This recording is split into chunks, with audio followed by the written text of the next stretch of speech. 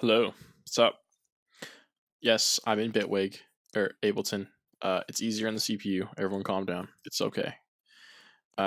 Today, let's talk about um, stuff with like sound effects, things like small things you can do to sound effects to make them like so for example, you have a sound effect library using risers or something, like some things you can do to them to make them not sound so like straight out of the like basically straight out of the folder, and or maybe like get them a little not mixed up, a little more unique. So first off, whenever I do FX, like sound effects, I usually like to have like a limiter or something on my channel, or like a compressor that just barely touches things as they get to a certain point, so that way they don't so that way their like loudness doesn't pile up through the track. So for example, like, I don't know, glue compressor or something at like -20 and then like 4 decibels. So basically, like, you could just do this with a compressor, and then I don't want like to add attack or anything severe. So like something like this, even probably like maybe like not even that much, like just the smallest bit of anything, just something to like stop it. Like if you use a regular compressor, I think most compressors have makeup gain in them, so you just like lower your ceiling a little bit, done, and then make sure you don't have an attack because you don't want to add transients or anything. So that stops like sounds from like piling up when you put them in there and being louder than everything else, because this compressor will keep them all at a certain volume.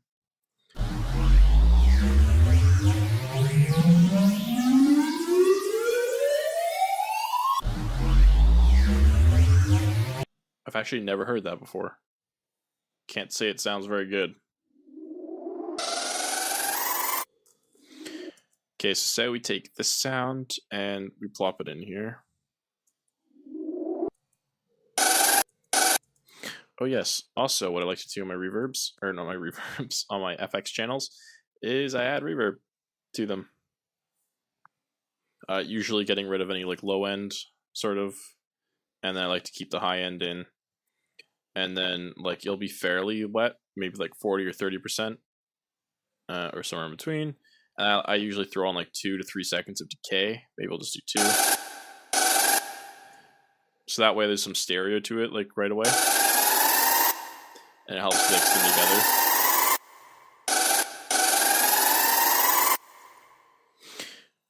Yeah, and maybe a little bit more compression,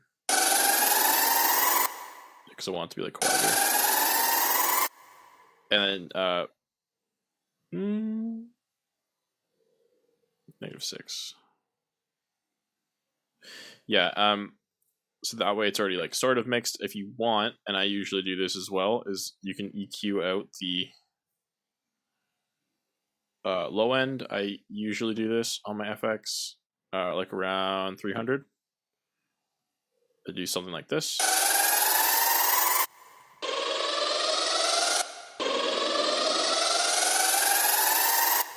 It cleans it up, because if you're ever going to use an effect like that, guaranteed it's not going to have like, it's not going to need anything like that when you use it, because like you're going to have other stuff going on, so you don't need to worry about like having low end and stuff, because like sound effects shouldn't really have the low end, and if it has low end, it's probably not a sound effect.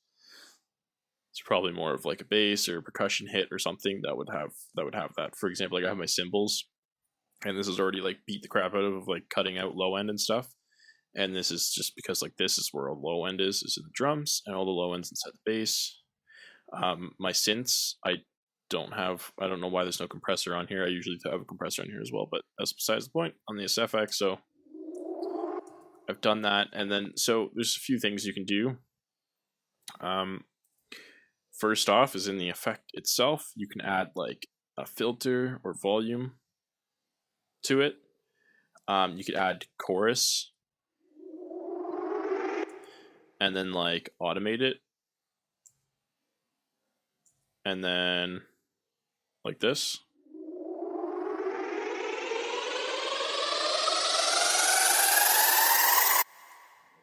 I don't know, you can add some rate or something. Another cool one is if you take like I feel like there's not one here. We'll use auto filter, I guess. So like an LFO. So let's put this down.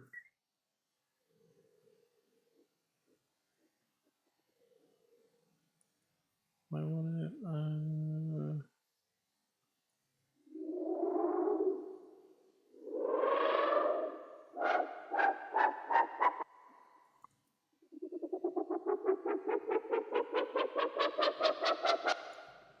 You could go ahead and automate something like this as well. I do this in Bitwig all the time with the LFO mod. I hook it up to like, I take like the LFO mod in Bitwig, I put a tool inside the FX section, and then I use the amplitude on the tool, and I hook it up to like a change per second LFO, not like a beats per second LFO, and then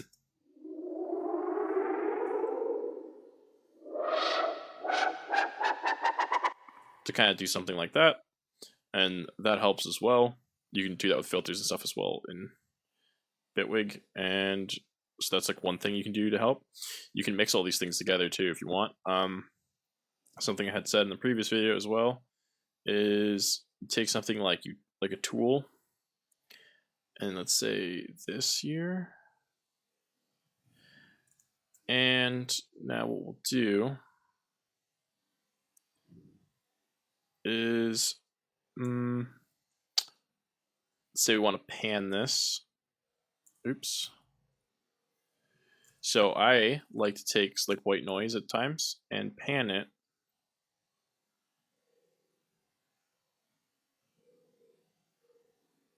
sort of. Oops. It's hard to see the ones all the way at the edge here.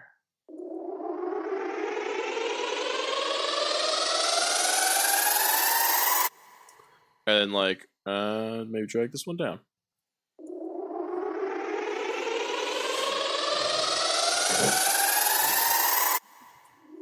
Something like that, or if it's like a really fast, like reversey kind of thing. Let's see here.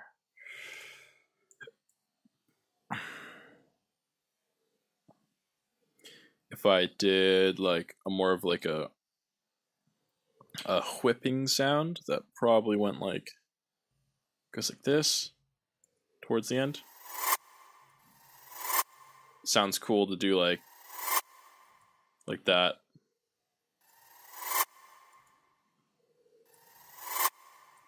So I like to do that with sound effects, and that changes it up a bit. Even something just simply as panning them helps, like in general, regardless of like anything else.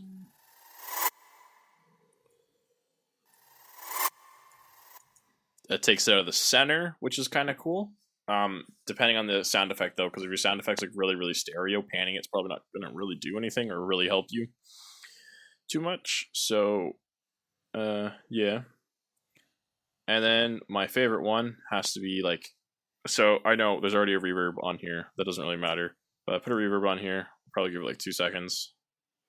Again, make sure it doesn't really have any low or whatever. And then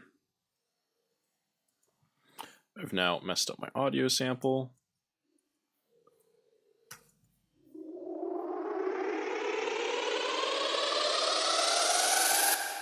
So what I like to do is you have a few options here. Show modulation. Okay. Yeah, what I like to do is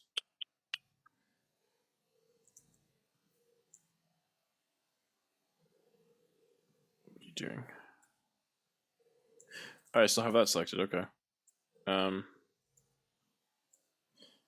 We do this, and then probably take like lower it a bit because you want it to come in sort of suddenly. Do like this, and then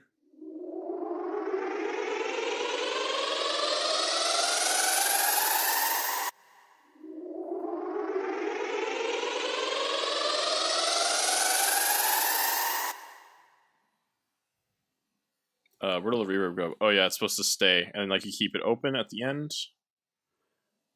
sort of like this.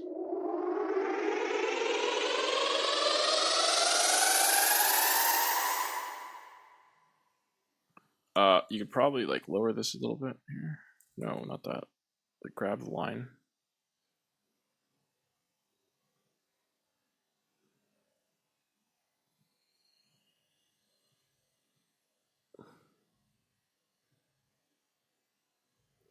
It's kind of a bit heavier. Or maybe like this.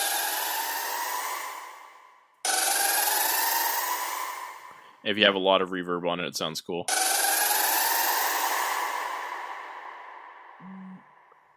Maybe bring in the verb like faster. Because you probably want it to start actually somewhat stereo and kind of bring it up to maybe like 50. Put this to 60. And then, yeah, that's a little better.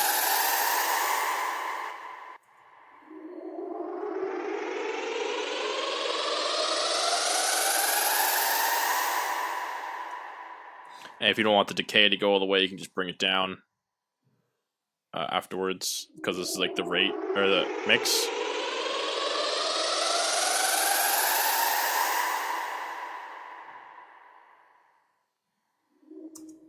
Ta-da! You can do that, and it sounds cool. Like that. I can show you how to make. Oops. That's actually about it. Likewise, you could do this in reverse as well if you wanted to. Let's see. Ooh, that's funky. Ooh, that looks cool. I can appreciate that. So let's say you want to start really stereo and then become like hard mono right at the end, because you wanted like, say you're trying to do like a really bass heavy mono drop or something. You can do this sort of look.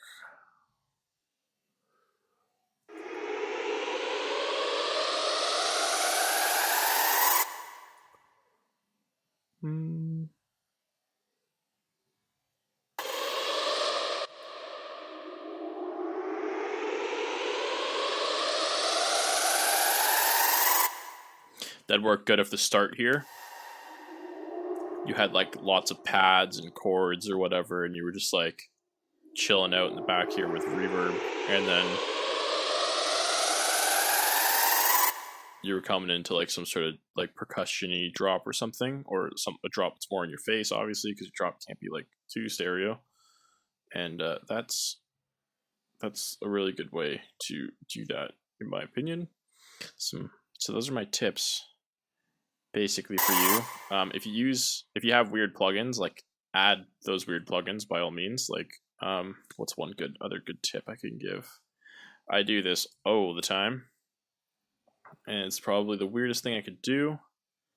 I don't know where I got the idea from. I just started doing it at one point, and it's weird. Does things. This is patent pending, right here, invented by me. I don't know if that is invented, but I'm the only person that I know of that does this.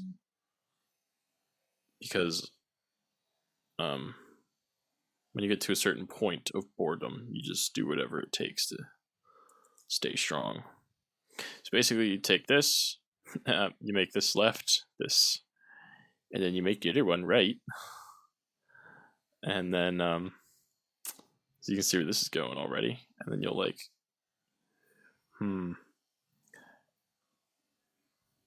say like configure that. And then get in here and configure this.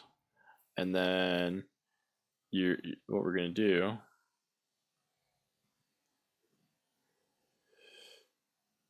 I wouldn't recommend this on like a riser, maybe. I would use this like on pads or like something. And then, yeah, so what you do is just get like as weird as you can, some automation. Obviously, some automation will sound good, some won't. So you need to use your ear balls for this. I can't tell you how to do it perfectly, because there is no right way to do it. We just do that, maybe? Sure. Go stare at this. Let's listen to this.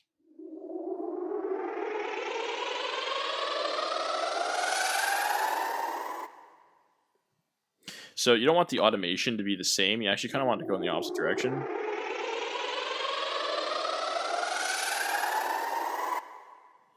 But that's one thing you can do if you're cool.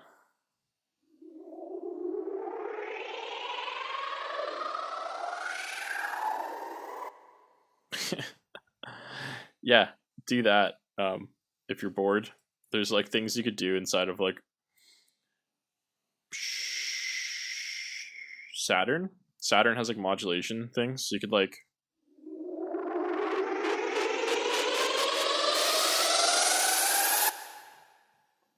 I don't know what you could do inside of this to keep you happy. You could maybe like squish this together. Oh no, don't do that. But like maybe distort the crap out of this and then slide it around. Can you do that? What does that configure if I move that?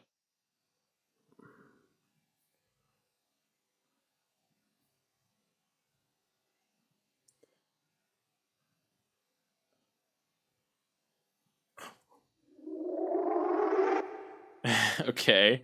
Can I set these up to work like in parallel? So if I put these like that, and then can I not? Oh wait, yeah, I can. G, and then open this. See, you might think I know what I'm doing, but I don't. To that, this, to that. So now if I, all right, I guess I know more than I look. I know it's controlled by depth, but I don't want them to both be 0, you know? I want this to be over. Oh yeah, change it here, I guess. Make the min. Wait, if they're both at 0, this minimum is going to have to be like somewhere over here. So you could do something like this. Cool. And then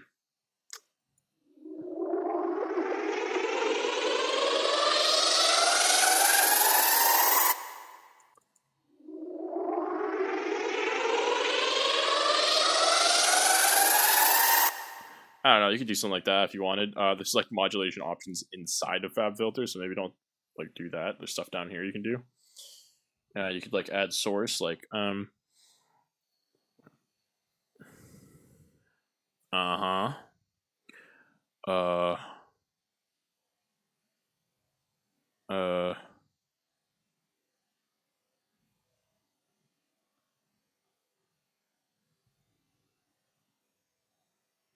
wait, no, I didn't select my target. Stop it. How do I do this? So complicated. I've never done this before. I want this to move an object of my choice, like this, to be. Ah, that didn't do it. Aha! So here, I will take maybe like band 1 tone. No, come back. Oh, look at these bands. Treble. And then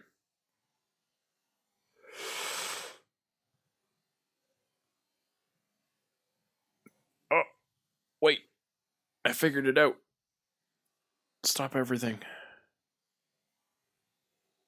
Oh my gosh. And this can go here.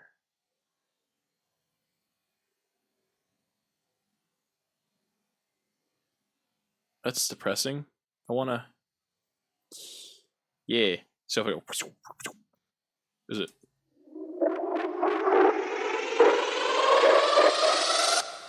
Get creative. There's things you can do, I swear. Who has time to make this stuff?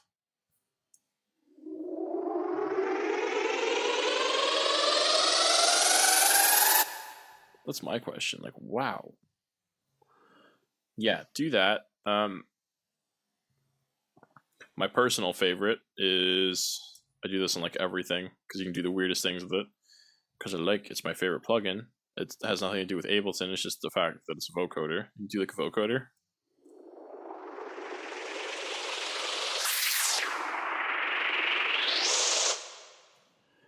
You can take like any sound, get like weird white noise out of it. You could modulate it, and then just like bandwidth, gain.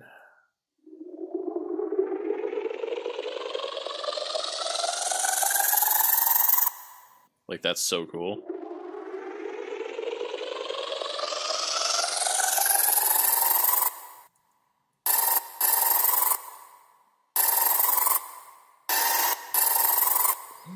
If you're into that, you get like really watery sounding. This is like basically only like the harmonics.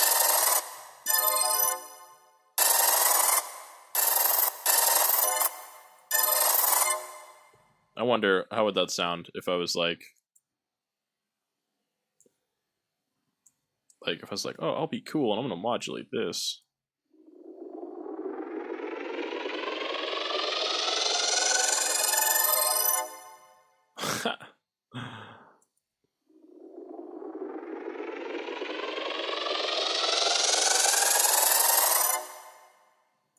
Yeah, get experiment of like add random things to it. Like I try OTT and vocoder on like everything I do.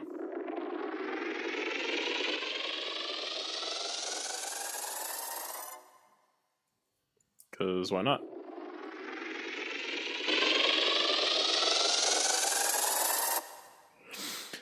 Yep, those are some suggestions. Oh, and my last one, my final one, before I keep saying, oh, those are my suggestions.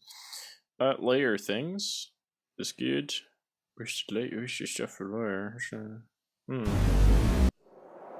Throw some noise in there, for example. Like, So let's add some tracks. Here's what I would do. I would have like noise come with it, maybe.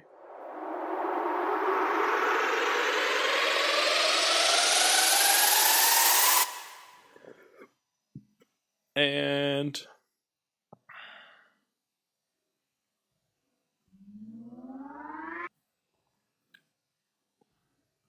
this here, for example.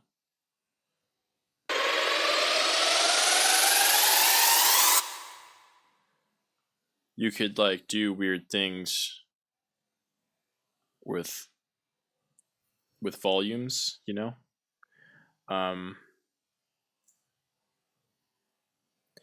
Can we if I can just drag these down here or something. Yeah, okay.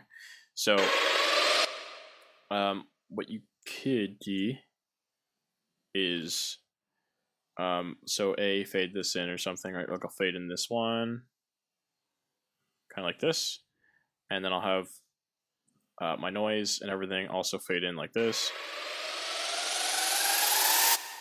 Maybe a little harsher.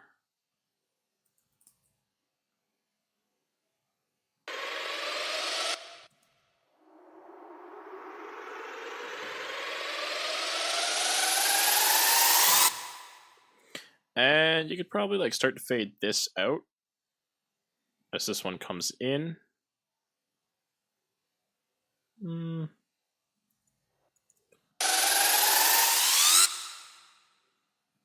Like this, maybe.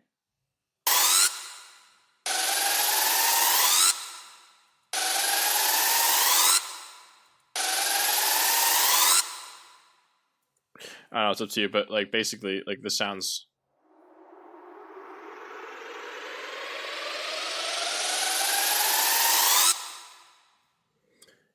It's a little harder to tell, like, well, like if you know the sample pack well enough, like for example, like if anyone ever uses Leviathan, I hear it like instantly, like kicks and snares and all that kind of stuff. Like I just know because I use like it's like the only pack I use because I'm uncreative.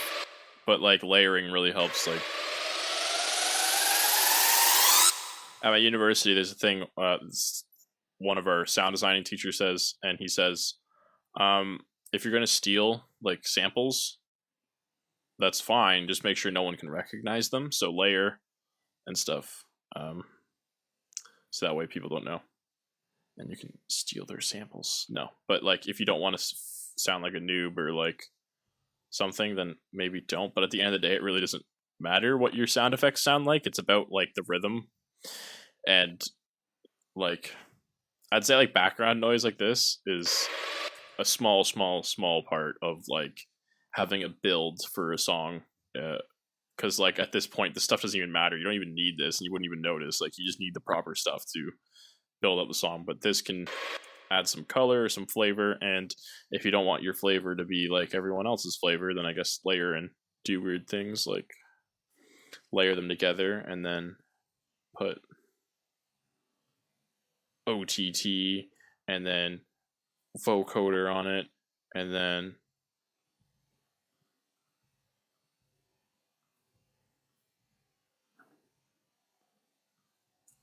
I am now the world's most original artist.